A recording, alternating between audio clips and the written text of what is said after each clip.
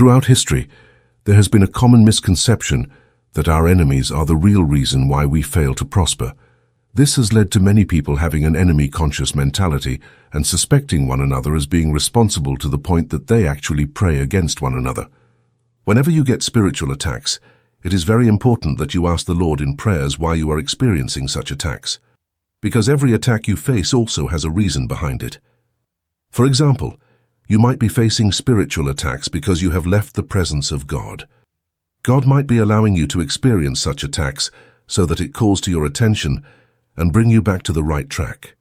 But when you face such attacks, it would be wrong for you to always assume that every single attack you are facing is caused by someone around you.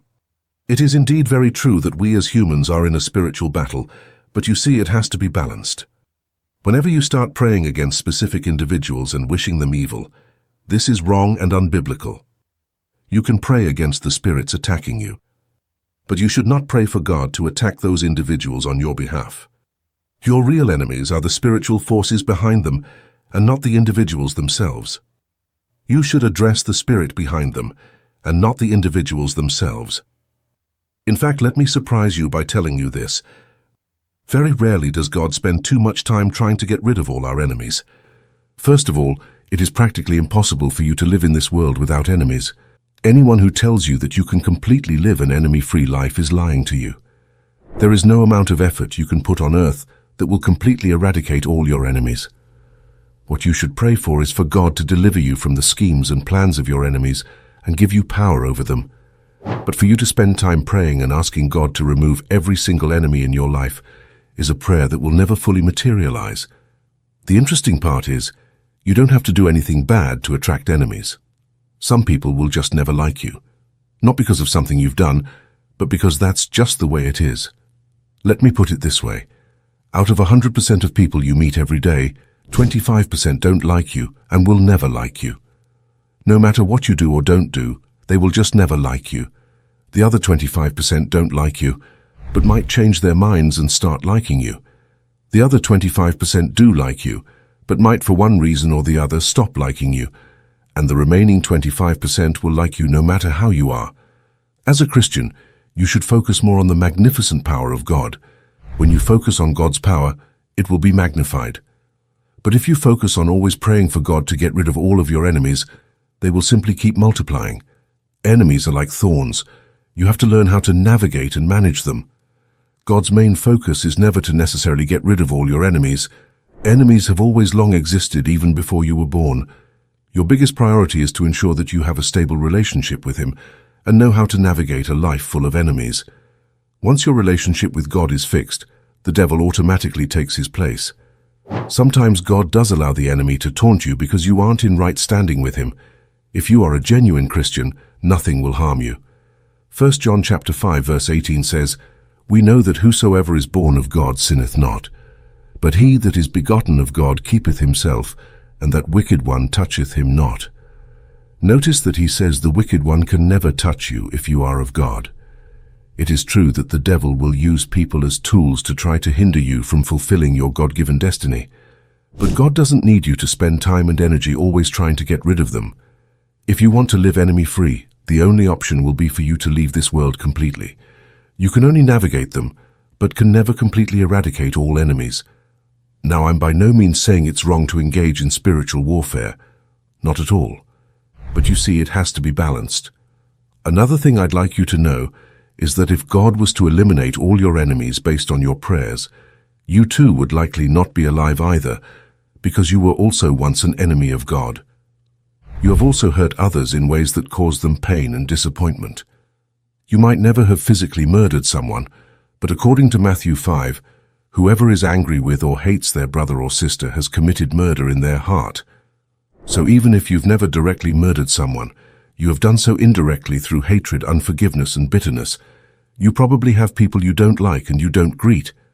That is also murder in God's eyes. You must understand that your real enemies aren't necessarily the physical ones that you see every day, but rather the spiritual ones manipulating them. That is why the Bible tells us in Ephesians chapter 6 that we wrestle not against flesh and blood, but against principalities and powers. What you can do is pray against the forces that are acting behind those people. You can pray and ask God to dismantle the powers manipulating them against you. But what you should not do is to pray for God to kill them. Your words are very powerful, and so when you pray for anything bad to happen to them, it may indeed happen. But God will judge you for it. In Matthew 7, Jesus said, "You will be judged by the same standards you use to judge others. So the same condemnation you wish upon your enemies will come back to you." In Matthew 5, Jesus said, "Blessed are the merciful, for they shall obtain mercy." Even if you have relatives or friends fighting you through spiritual means, you should not spend time praying against them or wishing them death. As long as they are alive, God desires them to be saved. So if God kills them, or you pray for their death, you are fighting against God's will for them to find salvation. He wants them to be saved, and these calls for you to pray and intercede for them rather than asking God to kill them. The Apostle Paul in the Bible was considered a major stumbling block. He was an enemy of the cross who hated Christians and enforced some of their deaths. Now imagine if the believers had gathered to pray for God to kill Paul. How would God have used him later to do great things for the kingdom? But the disciples never prayed against Paul. Instead, they prayed for God to deliver them from evil. Through God's mercy, he delivered Paul from his wicked ways. David is also another example of someone who had a major enemy in the person of King Saul. But instead of David praying for God to kill Saul, David instead prayed and asked God to deliver him from the hands of his enemies. Many psalms you read, including Psalms 23, were all written during the time and seasons when David was under heavy attacks from his enemies.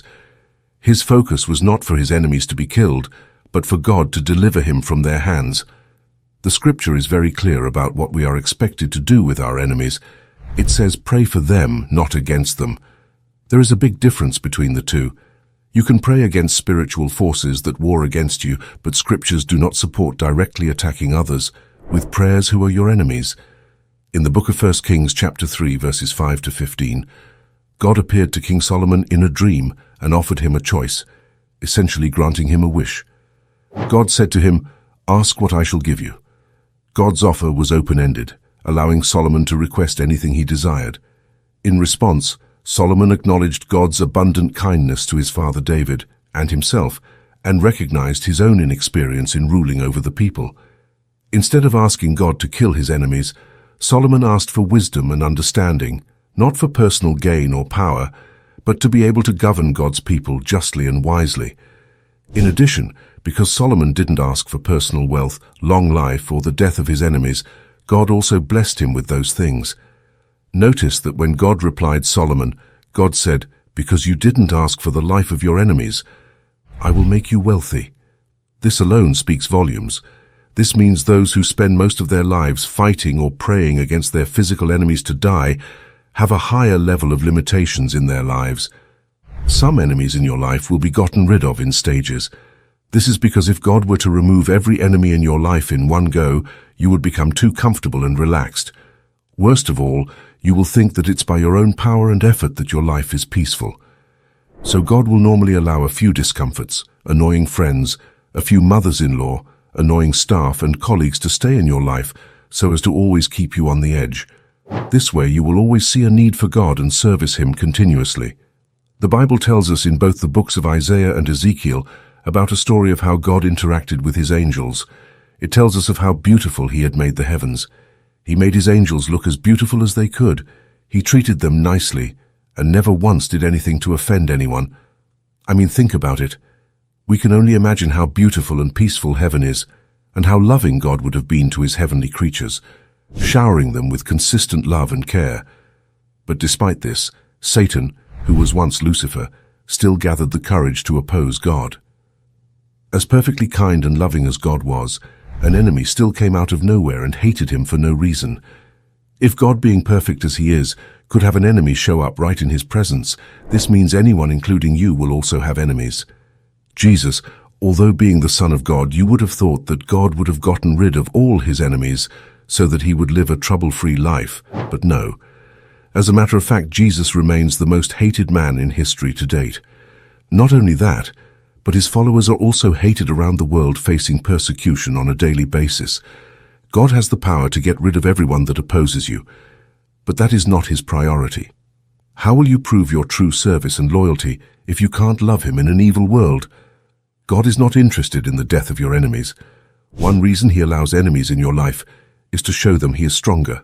If you want to experience God's abundance, you should pray and ask God to give you divine protection, rather than focusing all your energy on asking God to kill your enemies.